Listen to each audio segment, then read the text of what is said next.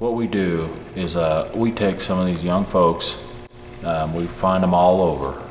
We have people that have drove thousands of miles to come and receive the training that we provide.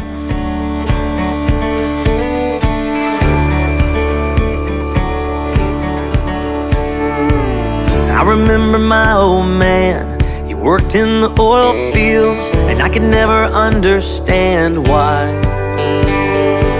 The dirt and grease on his hands, driving home at sundown.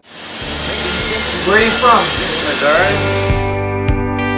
When I left home, I swore I'd make it rich some other way. Springtown, Texas. I didn't know where I was going, but my dad would always say, pray out loud, make us proud, and son, don't forget where you come from. Dallas, Texas. California, Bismarck, South Dakota. Where you guys from? Nevada. I'm from Sienta, Arizona. Happy Nation. Here at Western Welding Academy. Yeah, I tried damn near everything. Well, where are you from?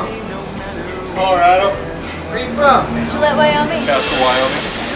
Where are you from? Columbus, Ohio. From? Rocky Mount, Virginia. Where you come from.